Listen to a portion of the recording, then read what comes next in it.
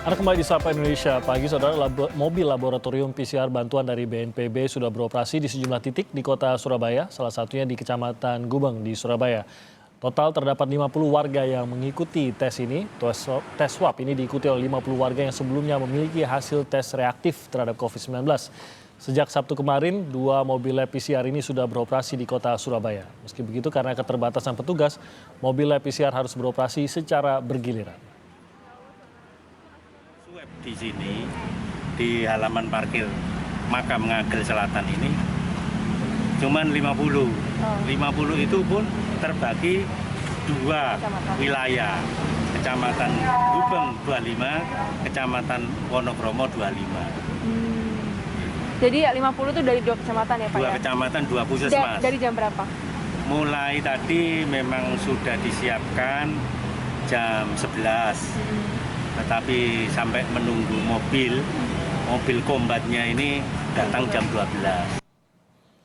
Sudah di tengah pandemi COVID-19, Kota Pahlawan Kota Surabaya berulang tahun ke-727 pada hari Minggu kemarin. Lalu bagaimana penanganan pandemi di kota yang berjuluk Kota Pahlawan ini yang saat ini sedang berjuang melawan COVID-19? Sudah tersambung bersama kami langsung dari Surabaya, Jawa Timur, ada Wali Kota Surabaya, Ibu Tri Risma hari ini. Selamat pagi, Ibu Risma. Selamat pagi, Mas. Terima kasih Bu Risma atas waktunya pagi hari ini. Pertama-tama kami ucapkan selamat ulang tahun Bu Risma kepada Kota Surabaya untuk ke-727 pada kemarin. Tidak ada acara khususkah mengingat ini sekaligus perayaan tapi di saat yang sama kita sedang menghadapi pandemi COVID-19 Bu Risma?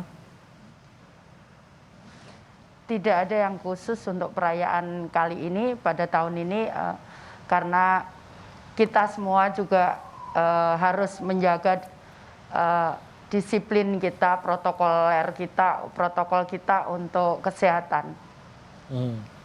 Tapi mungkin ini bentuk perjuangan tahun ini begitu Bu Risma ya, untuk sebuah kota yang ya kota perjuangan begitu, Kota Pahlawan Bu Risma. Mungkin bagaimana Anda juga memaknai perjuangan kota Anda yang sangat dikenal atas perjuangannya di tengah.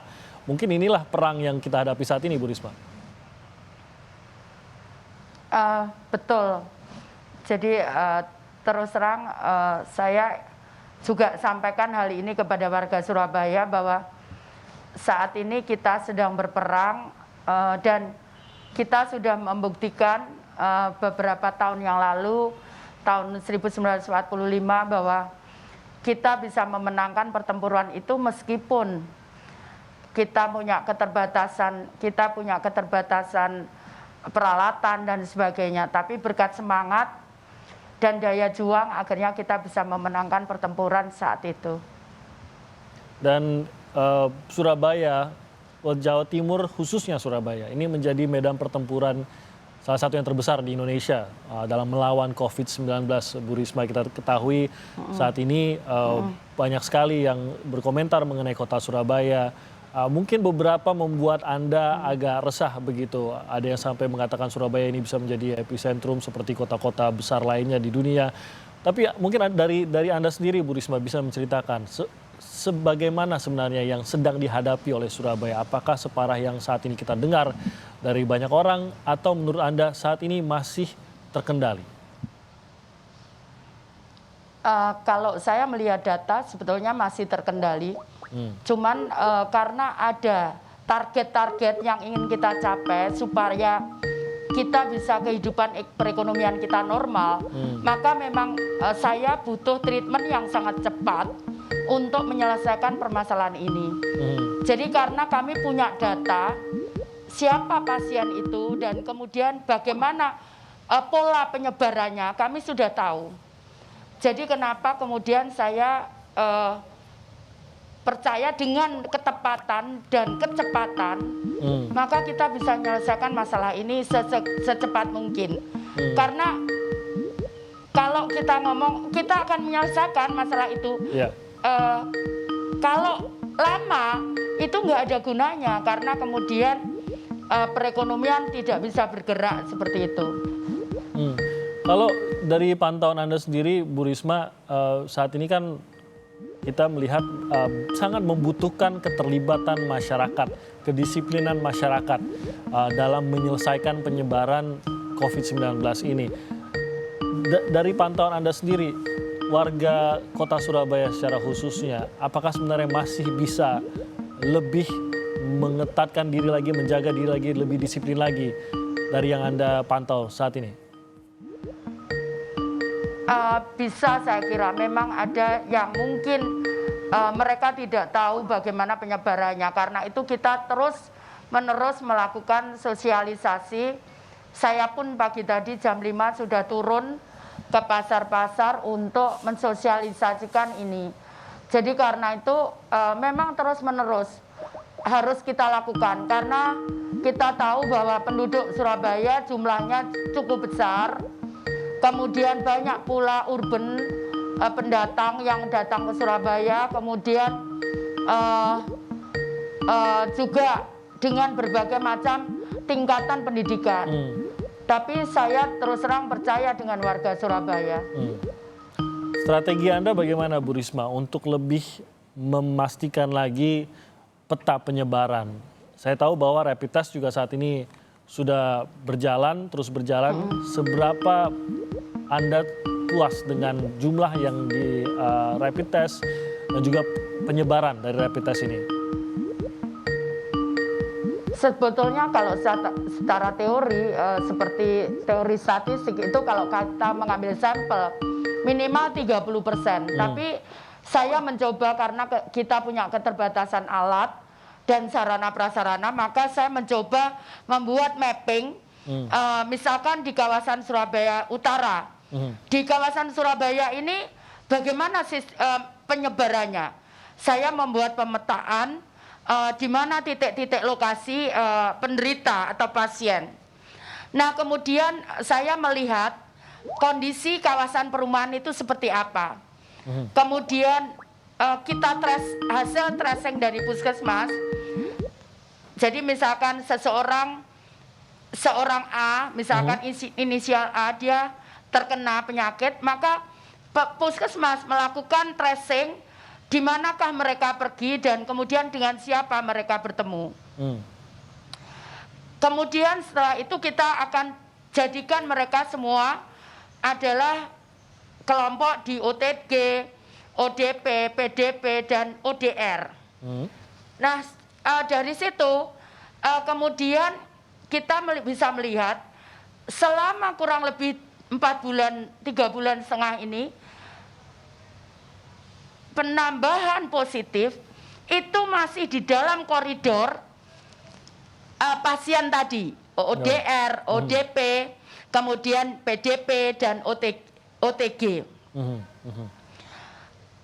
Jadi kenapa seringkali saya tidak kaget, karena sebetulnya saat awal dia terkena, dia harus bisa segera dipisahkan dengan baik lingkungan terdekat keluarganya maupun lingkungan yang lebih besar lagi. Permasalahannya adalah saat itu kami terlambat untuk mendapatkan sarananya. Jadi untuk tes dan lain-lain itu kami terlambat. Sehingga penyebarannya kemudian kalau dilihat data di Surabaya, itu penyebarannya di dalam keluarga. Karena begitu dia masuk, tadi saya sampaikan ODR, OTG, ODP, PDP, itu atau confirm, itu mereka langsung kita isolasi. Meskipun mereka kita belum tahu siap dia positif atau tidak. Sehingga penyebarannya sebetulnya masih di dalam koridor keluarga mereka. Itu yang kita lakukan, kemudian kita kerjasama dengan RT RW untuk dan Babinsa, Babim Kamtipmas, Lurah, LPMK, dan tokoh masyarakat untuk bagaimana pengawasan terhadap pasien ini. Kemudian pemerintah kota supaya mereka nggak keluar, maka pemerintah kota memberikan makanan yang kita kirim sehari 3 kali. Kemudian puskesmas memberikan vitamin, telur, dan ramu-ramuan untuk daya tahan fisik mereka. Begitu. Bu Risma, kalau melihat angka peningkatan, kalau tadi kan Anda menceritakan terutama dari awal, kenapa peningkatan pesat di awal, karena belum memadainya peralatan untuk menguji para OTG, PDP dan lain-lain ini.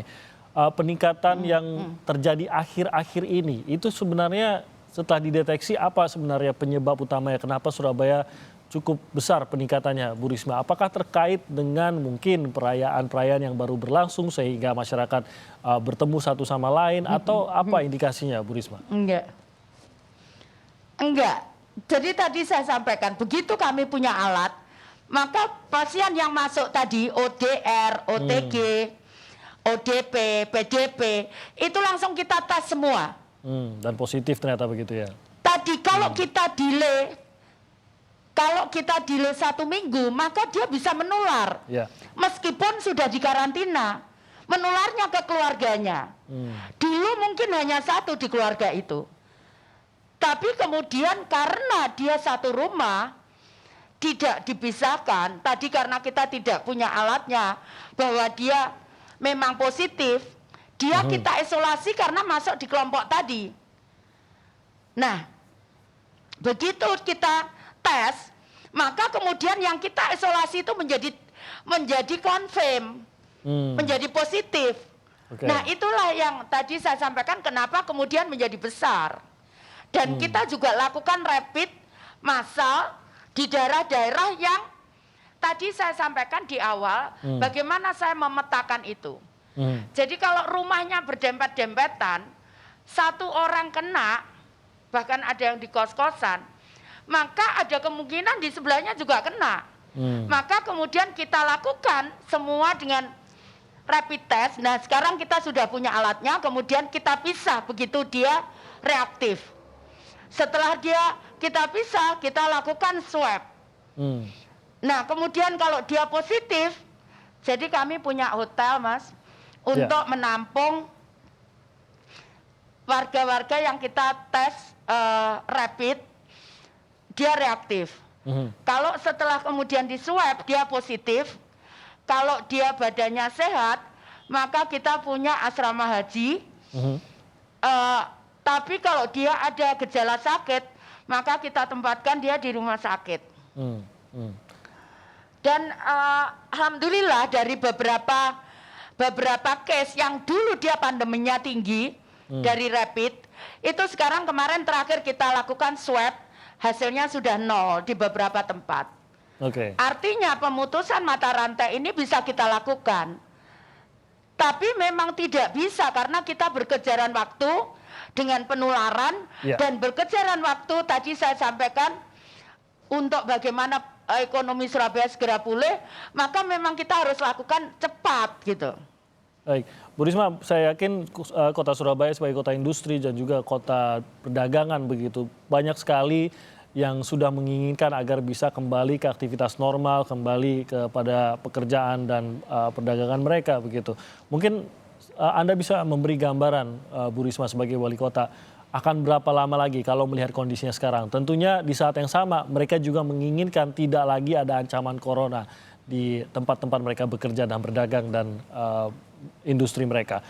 Akan berapa lama lagi, Bu, kota Surabaya harus menahan diri lagi sebelum bisa memasuki kenormalan ya tentu saja aktivitas seperti yang biasa mereka lakukan walaupun dengan batasan-batasan?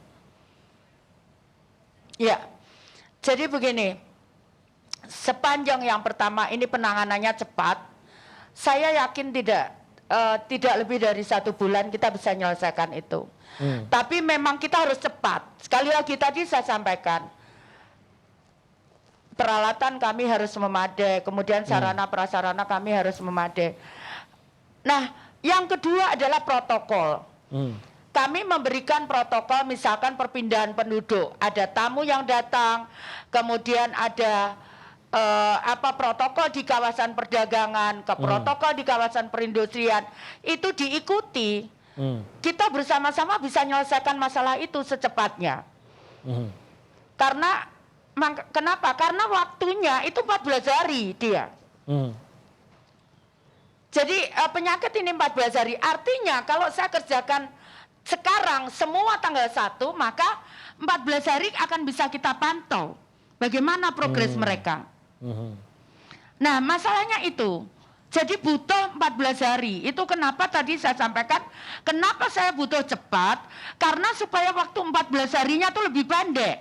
Ya. Maksudnya bisa segera diatasi. Kalau saya delay 2 hari, Mundur taruhlah lagi, tanggal 14 3, hari berarti lagi. tanggal 17 gitu. Ya. Jadi itu yang kenapa saya kejar, supaya semua bisa maju. Memang capek. Saya pun juga capek, semua petugas puskesmas capek. Tapi ini untuk mengejar waktu tadi supaya tadi kan diminta supaya bisa perekonomian jalan, perindustrian, perdagangan. Maka memang kita butuh cepat untuk itu. Nah, kemarin kita keluarkan 23 pasien. Sebetulnya sudah bisa keluar minggu yang lalu. Ya. Tapi karena alat swabnya nggak ada, sehingga kita tetap tahan dia, supaya kita kan nggak tahu apakah dia udah sehat apa belum. Begitu kemarin kita tes keluar, dia langsung ya sudah dia sehat karena dia sudah sekali negatif, tinggal kemarin menunggu hasil swab. Itu delay, kita baru bisa nunggu hasil swab itu 3 minggu. Akhirnya dia dalam isolasi waktu lebih dari 14 hari, bahkan ada yang 28 hari. Bukan karena dia sakit, tapi menunggu hasil lab itu, kami kan nggak berani mengeluarkan. Ya. Mereka keluar kalau belum ada hasil secara medis. Iya. Baik, Bu Risma, yang terakhir mungkin saya mau tanya mewakili orang tua khususnya. Bagaimana kebijakan Anda terkait dengan sekolah? Karena tentu secara nasional akan berbeda-beda tiap daerah karena kondisinya juga berbeda-beda. Mungkin Jakarta dan Surabaya akan mengalami kemiripan ini karena kondisinya masih cukup buruk begitu.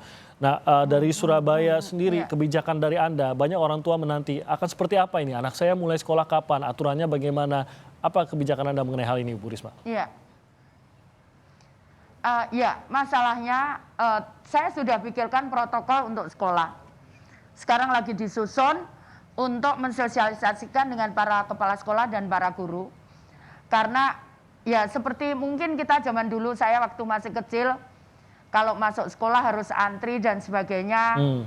Kemudian, tapi tidak bisa sekedar itu, kami sekarang lagi kontrol semua untuk cek apakah wastafelnya memadai, kemudian sabun dan sebagainya. Satu saat kalau itu diperlukan, itu maka sudah siap. Permasalahannya adalah anak-anak itu kan bukan hanya ada di sekolah saja. Ya. Kadang mereka di perjalanan antara rumah dan sekolah, mereka bisa kemana-mana. Ya.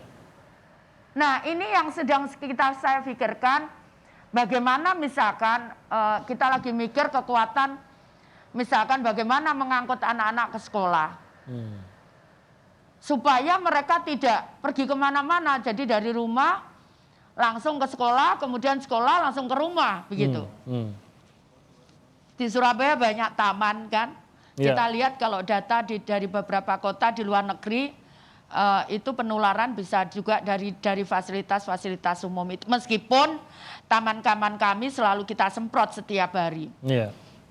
Berarti bukan kita semprot desinfektan, tapi ya bukan sekedar anak-anak itu di sekolah. Iya. Oke. Ya, jadi proses itu juga harus saya pikirkan.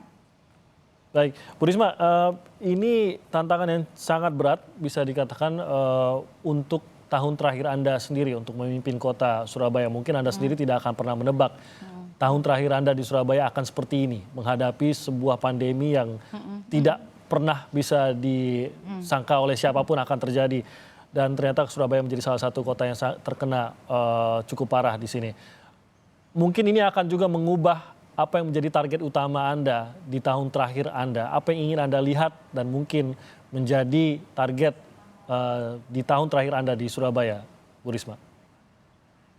Ya, terima kasih Mas. Memang ya ada beberapa target infrastruktur yang saya harus kemudian delay karena kami tidak punya uang. Tapi yang bisa saya berikan adalah semangat juang untuk anak-anak di Surabaya. Karena itu saya komunikasi dengan mereka secara virtual untuk memberikan semangat dan dukungan kepada mereka. Itulah yang saya ingin sampaikan. Saya tahu ini semua takdir Tuhan, tidak ada seorang pun bisa mengelaknya. Tapi bahwa pandemi ini bukan berarti kemudian kita berhenti dan putus asa, atau kita menyerah. Yang saya wariskan dan saya komunikasikan kepada anak-anak Surabaya, bahwa ada gelap pasti ada terang. Nah, saat gelap kita kemudian berpikir, kita beristirahat untuk saatnya nanti pada saat terang kita bisa bangkit dan kita mengejar ketinggalan kita. Bahkan kemungkinan kita bisa lebih maju dari sebelumnya. Itu yang selalu sampaikan kepada anak-anak di Surabaya.